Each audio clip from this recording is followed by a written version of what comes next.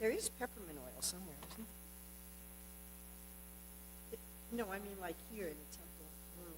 Isn't there peppermint oil in the pujaari room?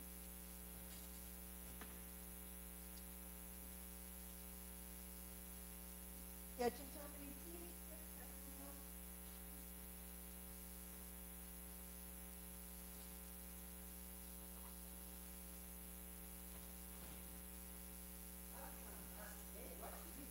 Yes.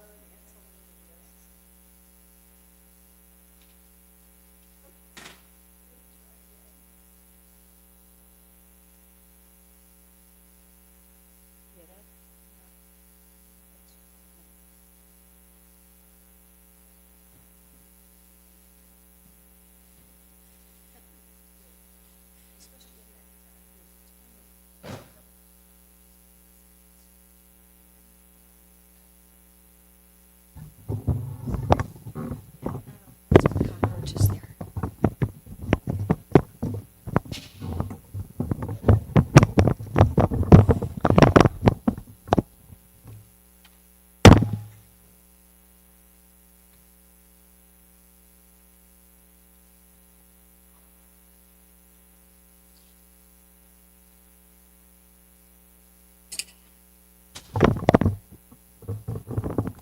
Jaya Radha Madhava Kunja Bihari.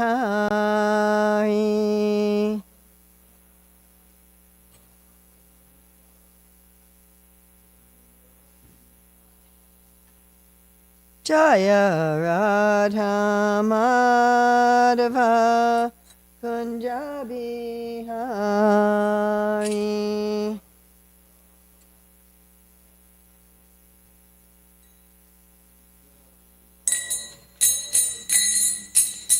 Gopi Jana Vallabha Girivaradari.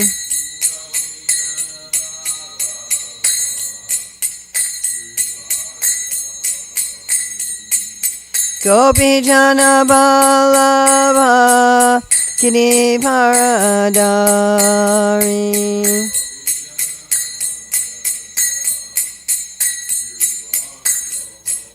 Yasodanandana Braja Janaranjana. Yasodanandana Braja Janaranjana. Yamuna Tiravanachari. Yamuna Tiravanachari. Jaya Radha Madhava Kunja Bihari.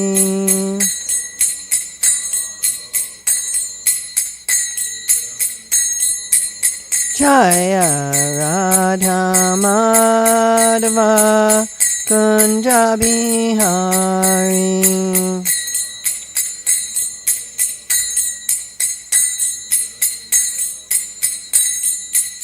Gopi Jana Vallabha Girivaradari.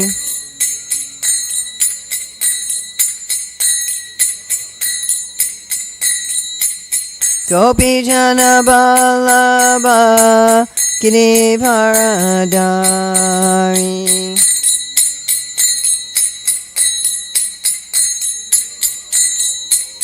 Yasodanandana Braja Janaranjana. Jasodanandana Braja Janaranjana Yamuna Tiravanachari Yamuna Tiravanachari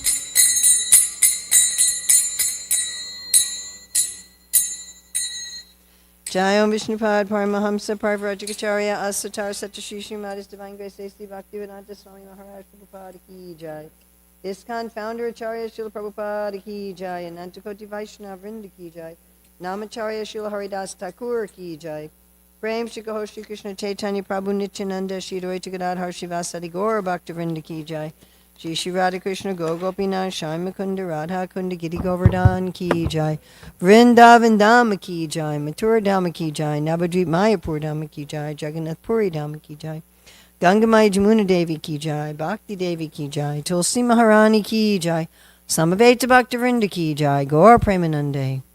All glories to the assembled devotees. All glories to the assembled devotees. All glories to the assembled devotees. All glories to Sri Guru and Gauranga. All glories to Srila Prabhupada. Nama Om Vishnupadaya Krishna Prasthaya Bhutale Srimati Bhaktivedanta Swami Niti Namane Namaste Saraswati Deve Gauravani Pacharane Nirvasesa Sinyavadi Paskatyade Satarane Vandeham Shri Guru Shri Yuta Padakamalam Shri Gurun Vaishnavamscha Shri Rupam Sagrajatam Sahagana Raganatam Vitam Tam Sajivam Sadvaitam Sadvadutam Parijana Sahita Krishna Chaitanya Devam Shri Radha Krishna Padam Sahagana Lalita Shri Vishakam Vitamscha Panchakalpatubhischaki Bastandabhyevata Patitanam Pavanavyo Vaishnavebhyo Namo Namaha Om Namo Bhagavate Vasudevaya Om Namo Bhagavate Vasudevaya Om Namo Bhagavate Vasudevaya. Maybe someone could close that door. So reading from Srimad Bhagavatam, Canto 10, Chapter 51, Text 30, and it's April 15th, yes, 2024 in Hillsborough, North Carolina. Shushrusatam avyaki, Shushrusatam avyalikam,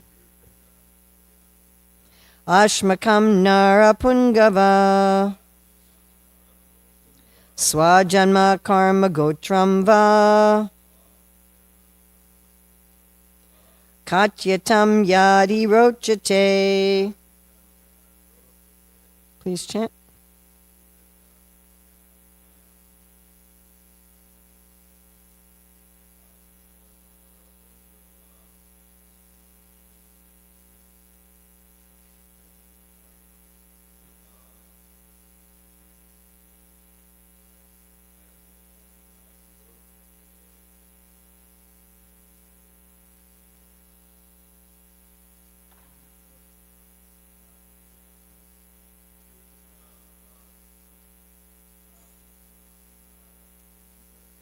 Asmakam narapungava, Swajama karma gotramba, Katyatam yadi rochate.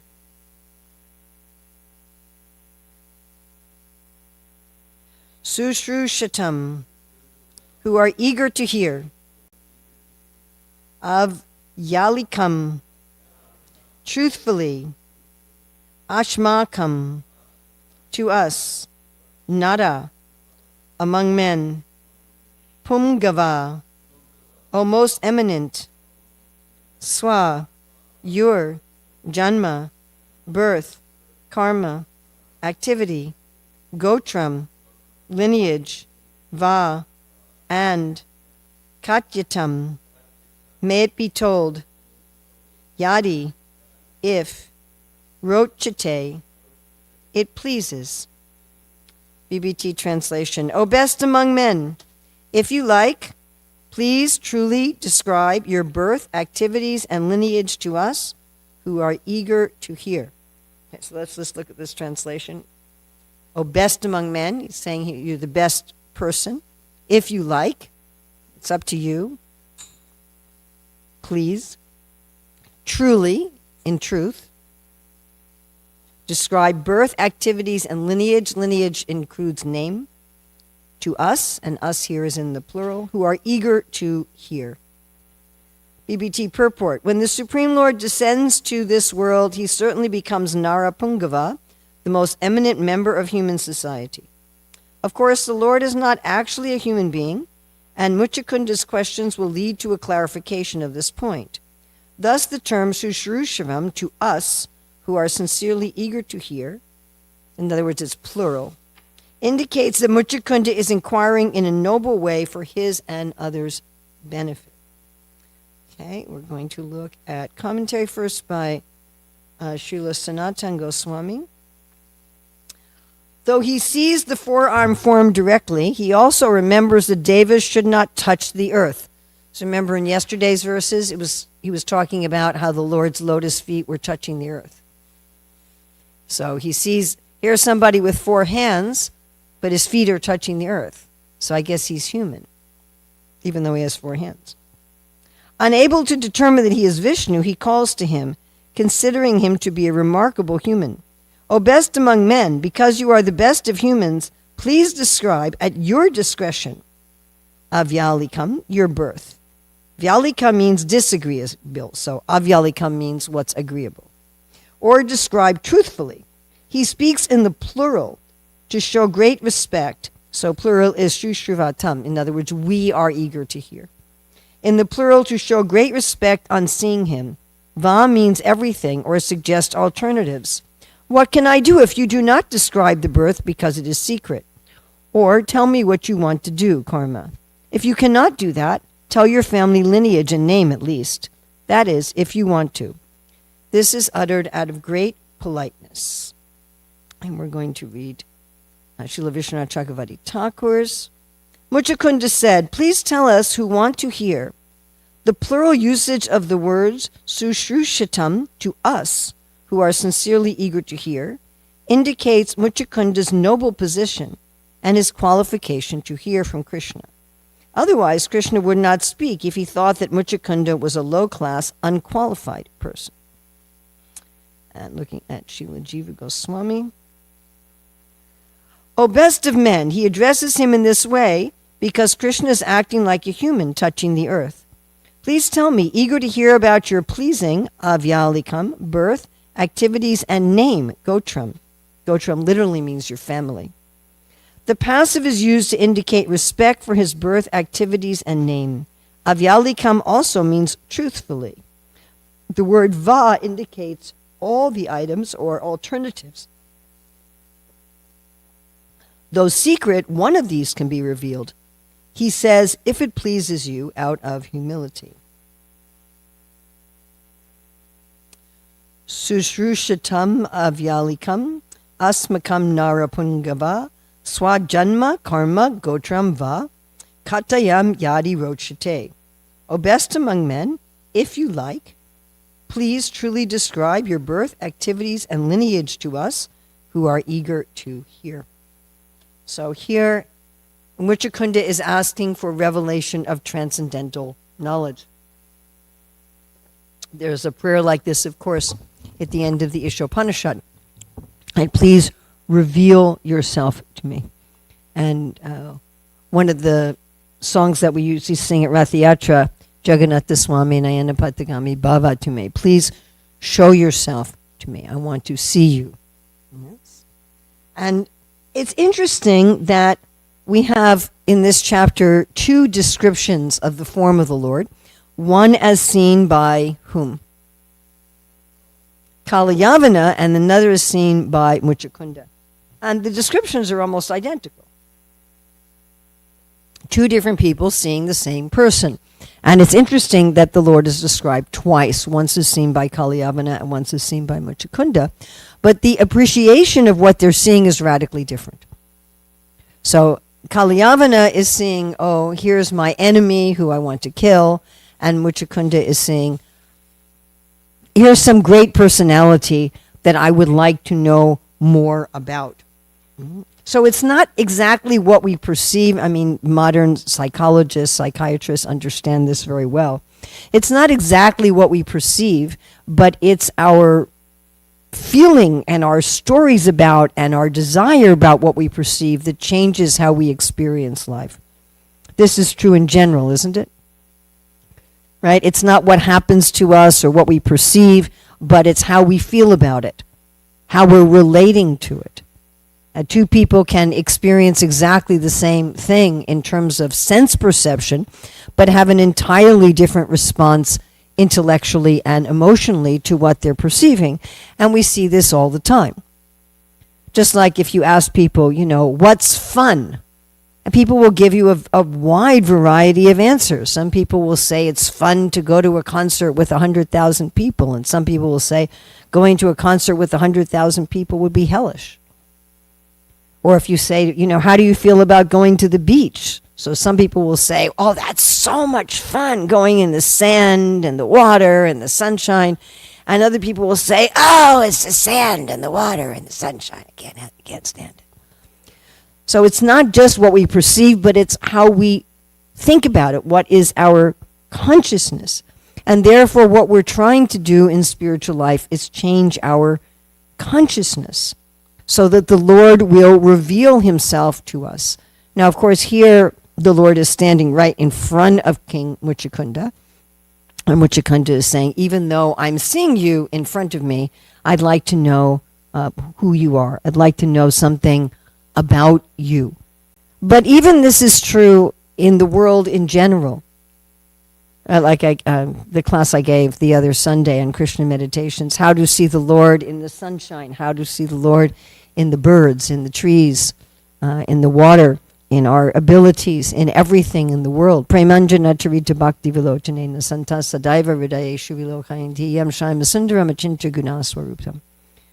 Right, when Srila Ramananda Roy said to Sri Chaitanya Mahaprabhu, I see that you're actually Krishna. Sri Chaitanya Mahaprabhu said to him, oh, you see Krishna everywhere. You're always seeing Krishna. And I find it fascinating that the neophyte is advised to see Krishna in the light of the sun, in the light of the moon, and so forth. And the very advanced devotee, the Mahabhagavata, also sees Krishna like that. So if we want the Lord to reveal himself to us in everything in our life and also in his personal form, let's look at how King Muchakunda is going about this procedure. So, first of all, he understands that the Lord can only be revealed by his grace. I mean, such is a very easy to understand thing, even materially speaking.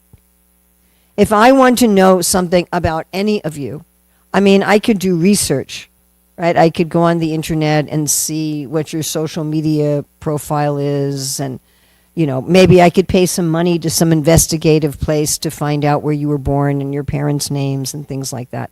But if I really want to understand something about you, you have to voluntarily reveal yourself to me. That's always the case, isn't it, right? I mean, how many people in our lives really know us? Like, there's a lot of people who think they know me or they know something about me, but there's only a handful of people that really deeply know me because I decide that I can trust them. I really like what Satchidananda Maharaj said many years ago, that we're all wondering whether or not we can trust God. Can I trust him? But the real question is, can God trust us? Because when you really know someone deeply, that person becomes vulnerable to you.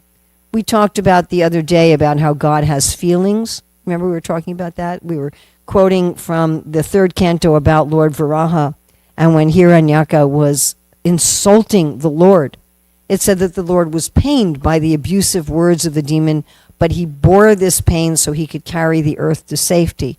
And Srila Prabhupada in that purport talked about how the Lord has feelings.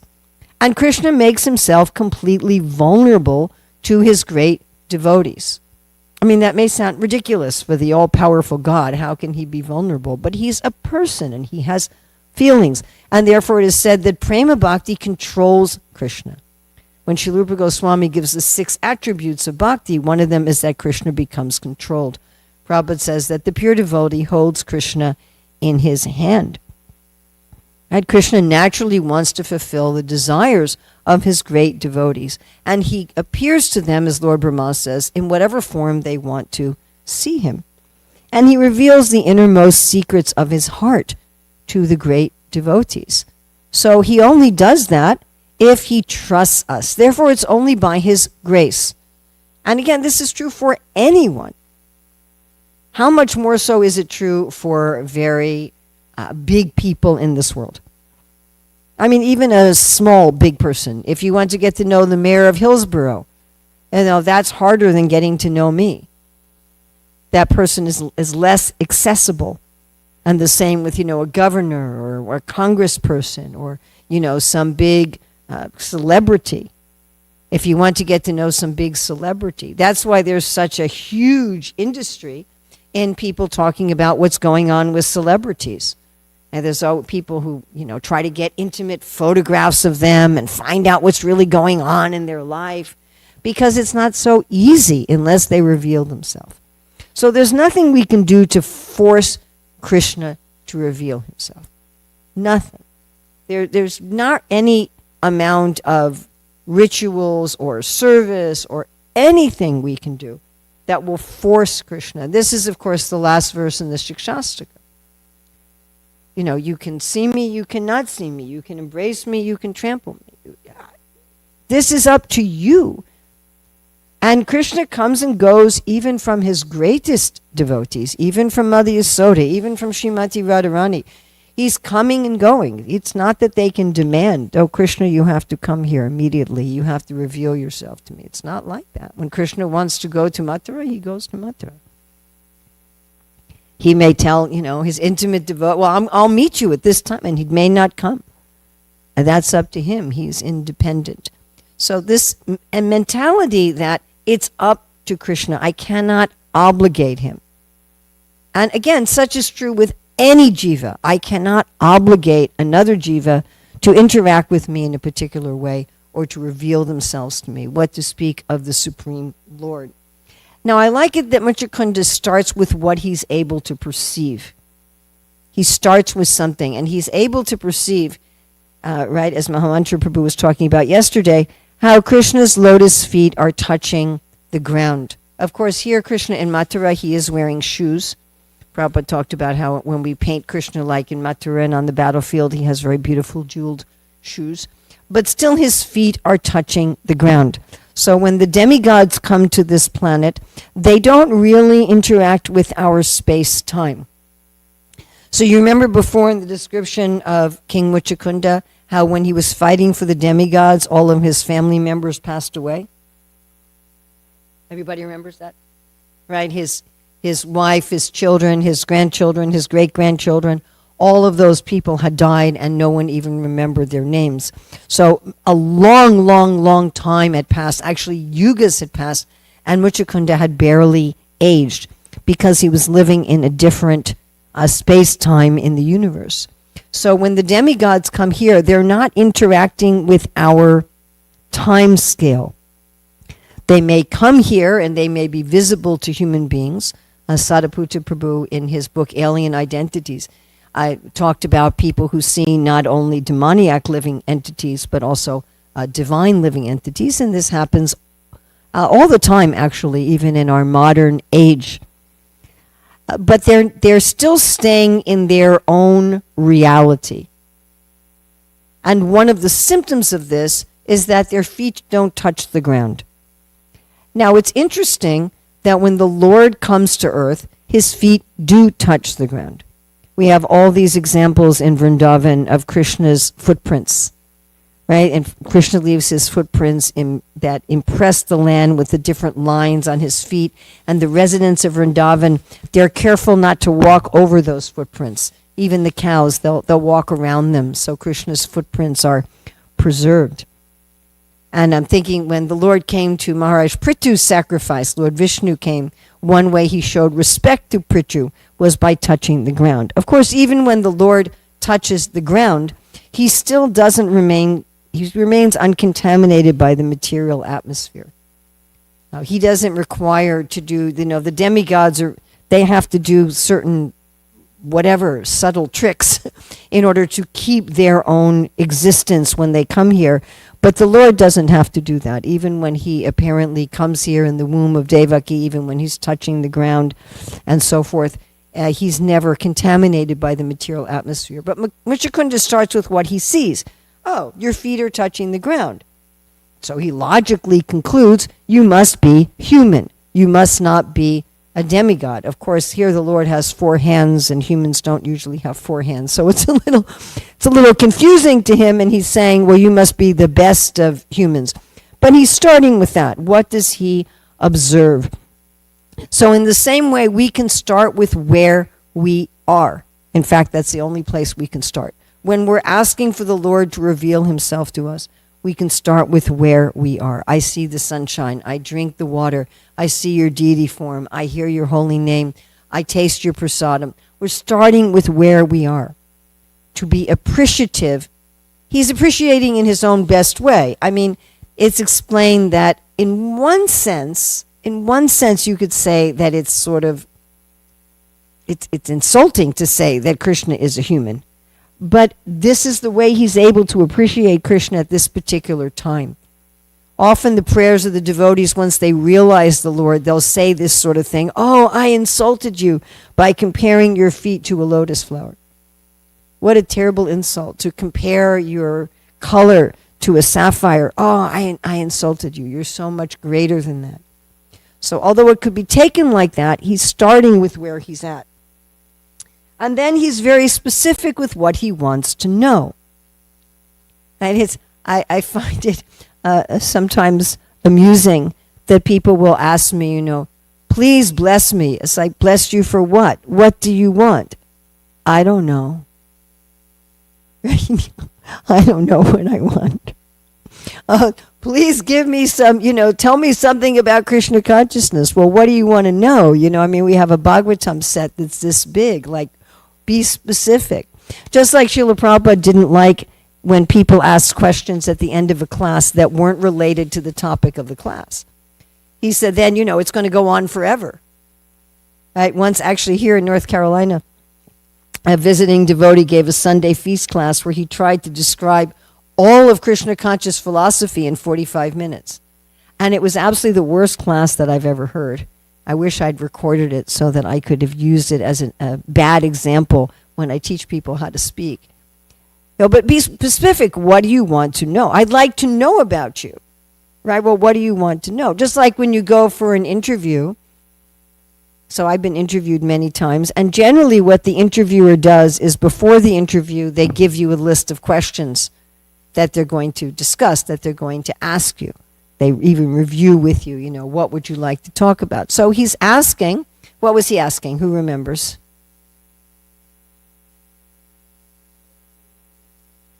Birth activities and gotra, gotra means your family, and that can be understood as what family you're in or what's your name. What's your identification? So how did you appear here? Because he's thinking, you don't seem quite like an ordinary person. What do you do and who are you? So these are the things he wants to know. And of course, Krishna tells us in the 4th chapter of the Bhagavad Gita, Janma karma chamev divyam, evam yo veti tatvata, tvaktva deham punar janma, naiti mam eti sorjuna. If you know these things, if you know about my birth and activities, and you know them tatvata, you know them perfectly, then you don't take birth again. And many times Prabhupada will talk about that. That's really all you need to do. Now, that's not knowing it like filling in a multiple choice exam. How was Krishna born? Oh, like this, like this, like this. What are his... It's not that kind of knowing exactly, but it's having some actual realization. Now, he also wants to know these things truthfully. He's saying, please give me the actual information. Don't deceive me. And then he's saying va, which can mean or. So you can tell me any of these. You can tell me all of these if you want, or you can tell me any one of these as you like. But please tell me something about yourself. These are the things I'm interested in. And of course, this is one of the main questions that any religion should be able to answer, and one of the main questions that most religions can't answer at all. Who's God? I mean, if you want to define what is a religion, so I can give analogously, if you want to say, how would you define food? So you could say, well, we're going to define food by something you put in your mouth, you chew it, and you swallow it. But that's not a very good definition. A better definition would be something you put in your mouth, chew, and swallow that actually nourishes you and gives you some sort of health, that gives you some sort of energy. That would be a much better definition. So if you're going to say a religion, just like in the United States we have in our Constitution because of religious persecution that happened in Europe, we have in our Constitution that the government will neither support nor prohibit any particular religion. But the government doesn't know exactly what a religion is. They're confused about this. So, what is a religion? You could say, well, religion is something that seeks to answer the big questions in life. Who am I? Is there a creator? What is the nature of that creator? What's the purpose of life? Why is there suffering? What happens when we die? The major questions that really can't be answered just by logic and sense perception. But if we look at the major religions of the world, most of them aren't very good at answering any of these questions, which I find rather astonishing. Who am I? What am I doing here? Is there a creator? What's the nature of creator? What's the purpose of life? What happens after death? They really have a hard time with this. And especially, what's the nature of the creator? So all the religions will tell you, oh, there is a creator. There is a God. All right, tell me something about him. What's his name? Like, I grew up in Judaism where they say you're not supposed to ever say the name of God. You're not even supposed to write the word God. You can't write the word God. You have to write G-D. You can't write G-O-D. I mean, they have some idea that the name of God is so sacred, like that once you write it on a piece of paper, what are you going to do with that paper? You can't throw it away. We actually have this problem in our Hare Krishna movement with things like calendars. At the end of the year, you have this calendars with all these pictures of Krishna. What are you supposed to do with it? You're supposed to hoard every calendar that you ever got, because it's always this kind of problem. What do you do with pictures of Krishna? But anyway, they have this idea, and if you say, what's God's name, they can't tell you. What they call God is Hashem. Shem means name. Ha means the. They call God the name. Right? The main thing they'll say is Baruch Hashem, which means blessed be the name. What name? I don't know. The name. And this is true in general. If you ask Christians, what's God's name? They'll say Jesus. But to say Jesus is the Son of God. What's the name of the Father? Nothing. I mean, they can give you Adonai and Elohim, which just means Lord or God. You still don't have a name. What's his gotram? What's his family? Forget that. I mean, what's God's family? What does he do? Well, they can say, well, he splits the Red Sea, and he appears in a pillar of smoke, and he appears in a pillar of fire, and he appears in a burning bush that's not consumed, and he tells his devotees how to smite their enemies. But that's like it. He judges the sinful. So I remember getting this Christian track of this faceless man in a suit. Of course, he's wearing a suit, right? In this big throne, and there's these little ant-like people at the base of the throne, and there's a screen, and he's showing your whole life, and the little ant-like people are looking up at every aspect of their life, and then God is saying, okay, let's review your life. Okay, you go to heaven, you go to hell, you go to heaven, you go to hell. What does God do? What are his activities? I mean, if I want to know whether or not I want to worship God and whether or not I want to spend an eternity with God, shouldn't I know what we're going to do? And how does he appear here? Right? When I was traveling recently in the Middle East, and I had this one, we took the tour of the Grand Mosque in Bahrain, and basically your payment for getting the tour is that you get lectured for a half an hour on Islamic philosophy. They don't do that in Abu Dhabi, but in Bahrain they do that. So, she's telling us God can't incarnate. He can't come to earth. He just can't come here. I'm like, well, isn't he all powerful? And she's like, yes. I said, then why can't he come here? Well, he just can't. He's just too different from the earth. He just can't. They don't have this idea that he can come and put his feet on the earth and he can still retain his own nature. He can appear to be walking around the earth and leaving footprints, but he still retains his own nature. He doesn't mix with the material energy. He can appear to be born. He can appear to have a mother who appears to be pregnant with him. And he can appear to be born. Right? Of course, he's born with 4 hands. Like here he has 4 hands and jewelry and clothing. But then he then he turns himself into an ordinary baby. They don't understand that he can do that. So if we don't know about these things, if we don't know about Janma Karma Tame Jivyam, then it's very difficult to absorb our mind in the Supreme. I mean, it's practically impossible. How can you absorb your mind in something you know nothing about? I don't know how to do that. How do I love somebody that I don't know anything about? I mean, I know something. Okay, well, I can love him because he's so expert at creating flowers or something, but it's hard to love someone you don't know anything about. If we think about the other humans that we love, or even you love an animal, you know something about it. It has there's some personality, there's some activities, there's some history that connects you and allows you to love. So if you're just talking about loving God and being with God, we have to know something about him.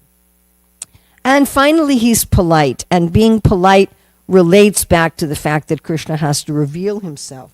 So he's saying, if it pleases you, if you want to.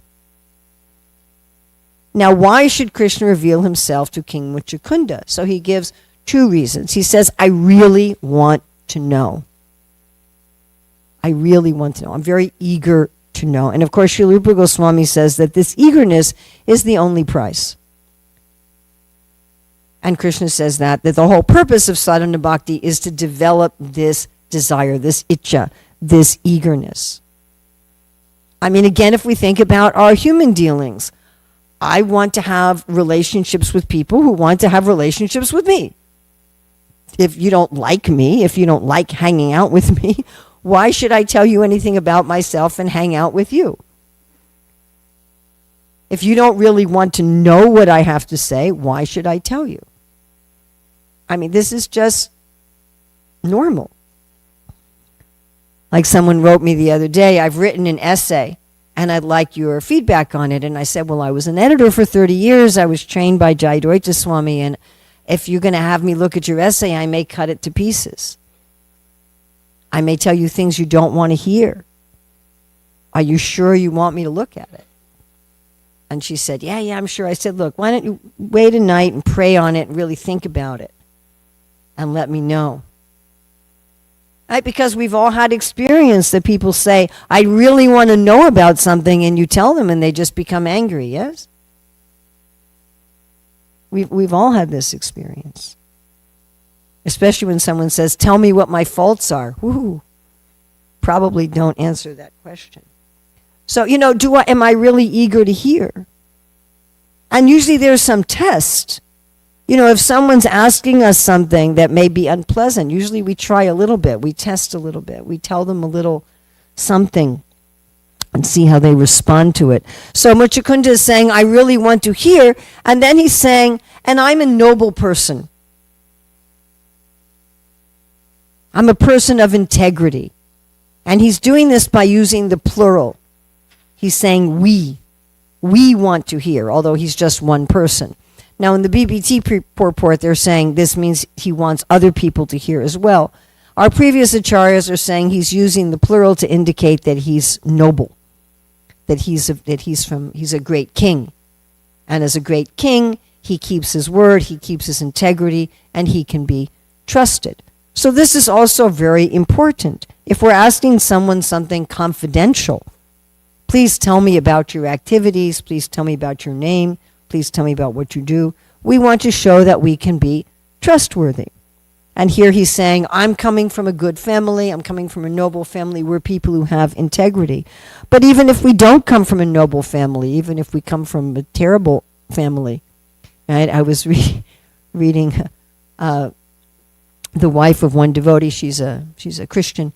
She was saying how her father trained her in doing errands for drug dealers when she was 3 years old. So even if we come from a very degraded family, if we can say, I'm a person of integrity, I'm a person that can be trusted, therefore, my Lord, you can reveal these things to me because I'm trustworthy. How do we show that we're trustworthy to Krishna? Well, that we follow the instructions given by our guru, given by our disciplic succession, that we actually engage sincerely in the process, that we don't take the revelations the Lord has given us cheaply. Now, there's all sorts of instructions from our acharyas about how and when and with whom to discuss the intimate personal revelations that the Lord has given us, that we treat them with honor and respect. I'm just thinking, yesterday, I asked this one devotee in Russia if I could purchase some of her artwork. So she sent me a link to dozens of her pictures online, and I could have downloaded all of them. They were all in high resolution, but I just downloaded the ones that I was actually paying her for. And then she had to trust me that I'm going to only download the ones that I'm going to be paying her for, that I'm not going to just distribute them all over the place. Right? And there was some temptation. Wow, there's all these wonderful pictures. I could use them in my service, and they're such high resolution. But then I would lose my integrity. And then the next time that I asked somebody for something, they'd say, well, we heard what you did to so-and-so, and you're just a thief, and why should we trust you? So if we're also going to ask Krishna to reveal himself, we want to be a person of high integrity. So here we have to understand that the Lord can be understood only by his own revelation, to start with what we're able to perceive, to be clear about what we want to know, to request the Lord, and to be able to be ourselves a person of integrity. Thank you very much. Srila Prabhupada ki jai.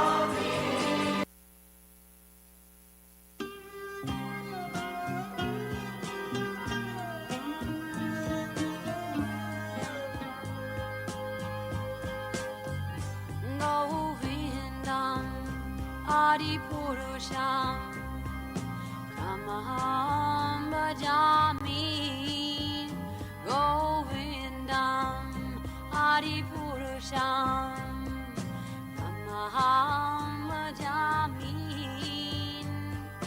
Govindam Adipurusham Tamaham Bhajami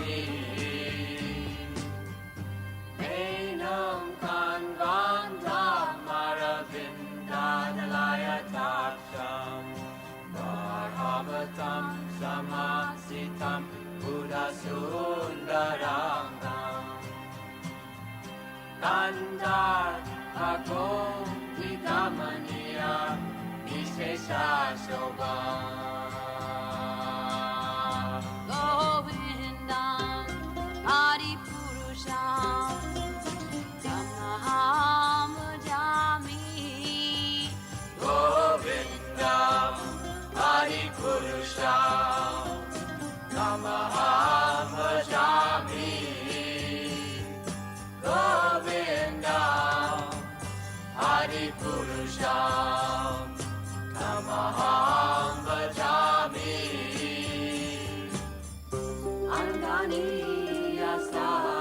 Kalen Priya Priti Manti Pasyan Dipan Dikayanti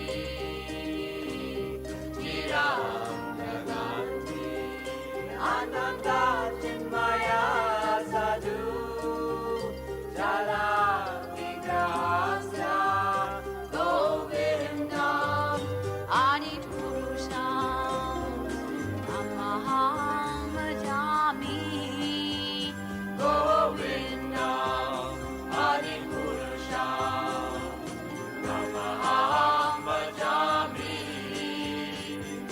Govindam Adi Purusham Namaham Bhajami Govindam Adi Purusham Namaham Bhajami Govindam Adi Purusham Namaham Bhajami Govindam Adi Purusham Namaham Bhajami Govindam Adi Purusham Namaham Bhajami Govindam Adi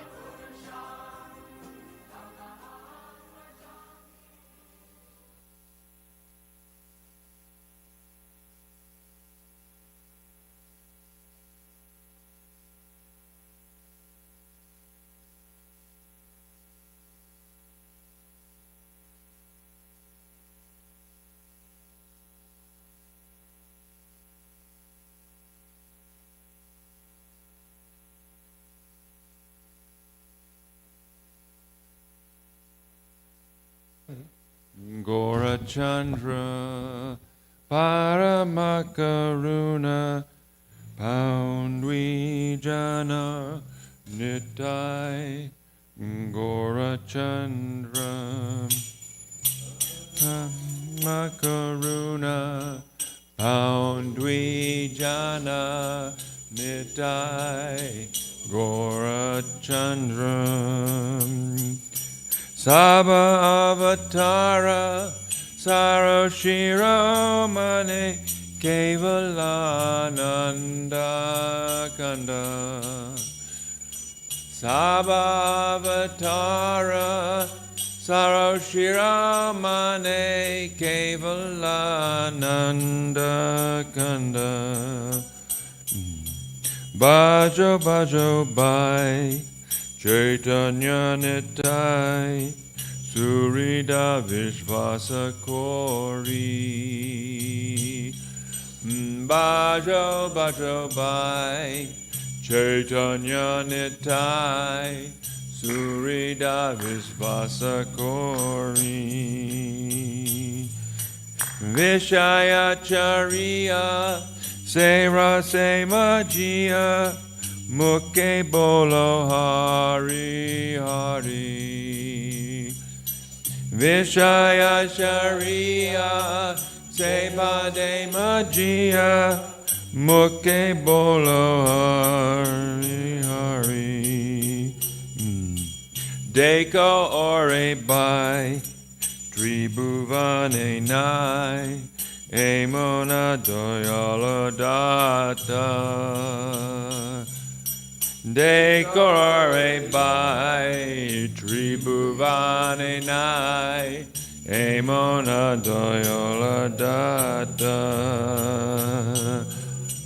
Pashupake Jure Pashana Vidare Shuni Jaraguna Gata Pashupake Jure Pashana Vidare Shuni Jaraguna Gata Samsare Magia Rohili Padia Tera Sevna Hilawasha Samsare Magia Mohali Baria Sepade Mahila Washa Apanakaroma Bunjaya Samana Koho Yelo Chana Dasa Apanakaroma Bunjaya Samana Koho Yelo Chana Dasa Apanakaroma Punjaye Samana Kahoye Lochana Dasa Apanakarama Punjaye Shamana Kahoye Lochana Dasa Paramakaruna Paunwijana Nitai Gora Chandra Paramakaruna Poundwijana Nitai Gora Chandra Sabha Avatara Saro Shiramane Kevalananda Kanda Sabha Avatara Saro Shiramane Kevalananda Kanda